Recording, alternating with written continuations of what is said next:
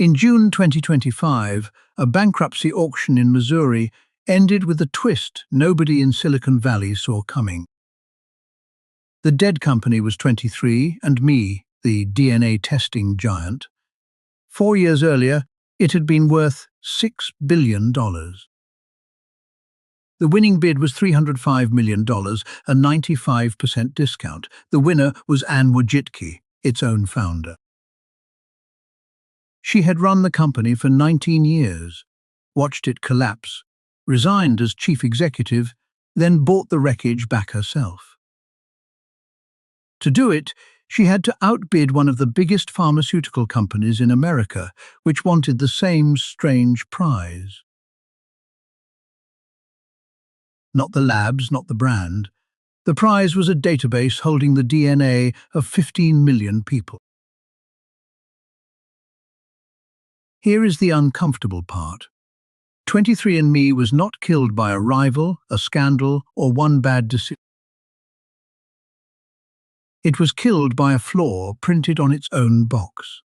One sentence long and worth $6 billion.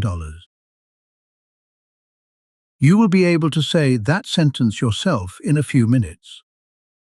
But first, you need the rise. Because for a while, this was the most seductive idea in Silicon Valley. Spit in a tube and meet yourself. 2006, Anne Wojcicki, a former healthcare analyst, founds a startup promising to read your ancestry and health from saliva. The name comes from your 23 pairs of chromosomes. Some early money comes from Google, $3.9 million. Google's co-founder, Sergey Brin, was her husband, and Silicon Valley treated the young company like royalty from day one. The kit itself was theatre. Spit in a tube, mail it away, and weeks later your DNA appears on a screen. In 2008, Time magazine named it Invention of the Year, and celebrities held spit parties in Manhattan. The price fell from $999 to $99, and the tubes started arriving by the million. People found half-siblings. Adoptees found birth parents. Millions learned they were part Neanderthal and told everyone at dinner. But inside the company, the tests were never really the product. Every tube fed a growing scientific database. That database was the actual bet, and we will come back to it because it explains the entire ending. First, the company nearly died a decade early because of a single letter from the government. November 2013. The Food and Drug Administration orders 23andMe to stop selling its health reports, effective immediately. The agency's fear was simple.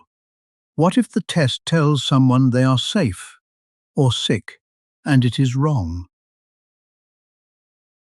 For 2 years, the kits could legally reveal your ancestry, but not what your genes said about your health. Most startups die there. Instead, Wojcicki spent those years working with regulators, and in 2015 the health reports returned, approved. The comeback made the company look unstoppable, and the numbers climbed. 5 million customers, then 10, then 15. In 2018 came the real validation. Pharmaceutical giant GlaxoSmithKline paid $300 million just to access the database. Drug companies spend billions guessing which targets might work. 15 million genomes, tied to health surveys, promised to end the guessing. In June 2021, the company went public through Richard Branson's blank check vehicle, and the stock jumped 35%. At the peak, the market said this company was worth $6 billion. Champagne, headlines, history. And yet inside the beautiful numbers, one number was quietly missing. In 19 years, the company had never once turned a profit. Now you are ready for the sentence, the flaw printed on the box. Nobody ever needs to buy their DNA test twice. Your genome does not change. The product works perfectly, once. And that perfection is exactly what kills the business model. Modern business worships recurring revenue. Razors, printers, subscriptions. 23andMe sold a single, unrepeatable, mainable moment of curiosity. Worse, every satisfied customer shrank the market. Once the curious got tested, the curious simply ran out. The company knew. It launched a subscription, 23andMe Plus, promising ongoing insights for an annual fee. Few subscribed. Most people learned their ancestry, screenshotted the pie chart, and never opened the app again. So everything leaned on the second bet, turning the database into new drugs, the one GlaxoSmithKline had validated.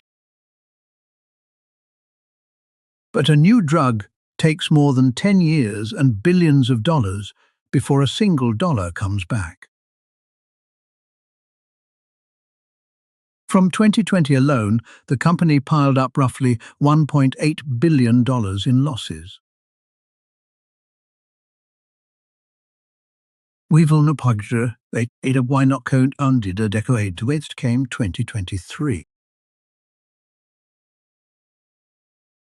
In October 2023, the company disclosed a breach. Hackers had been inside customer accounts for 5 months, undetected. The method was embarrassingly simple. Passwords leaked from other websites, tried one by one on 23andMe accounts. Only about 14,000 accounts fell that way. But DNA connects people. Through relative matching, data on 6.9 million users leaked. Ancestry results, family trees, names, locations. Investigators later found no password block lists, no required two-factor, almost no monitoring at the gate. Lawsuits followed. The victims' fund came to about $47 million, roughly $6 per exposed customer. The stock, once above $10, sank to 34 cents. Wojcicki offered to take the company private at 40 cents a share. In September 2024, all 7 independent board directors resigned on the same day, an almost unheard-of rebuke. In November, 40% of employees were cut and the drug programs shut down. The moonshot was officially over. March the same day, and state attorneys urged 15 million customers to delete their DNA. Nearly 2 million people did. The rest became the asset on the auction block, which brings us back to Missouri. In May, pharmaceutical giant Regeneron won the auction, bidding $256 million for the company and its database. Then Wojcicki did something without precedent. She pushed the court to reopen the bidding, backed by a non-profit she had just created. She called it TTAM, the first letters of 23andMe. She bid $305 million. Regeneron folded. On July 14, 2025, the sale closed and the founder reclaimed her company for 5 cents on the dollar. Here is the twist that makes sense of everything. As a non-profit, the flaw on the box stops mattering. A research institute does not need repeat customers or quarterly growth. It needs exactly what she already had, the database. Run the numbers. 15 million genomes for $305 million is about $20 for your permanent genetic code. And in 2026, 42 states made her promises legally binding. Deletion rights forever, no sale to unprotected buyers. The lesson: a product everyone loves once is a movement, not a business. Recurring value, not virality, decides who survives. Next time, the biggest coffee brand on earth and how it lost more brand value in 1 year than any brand in history.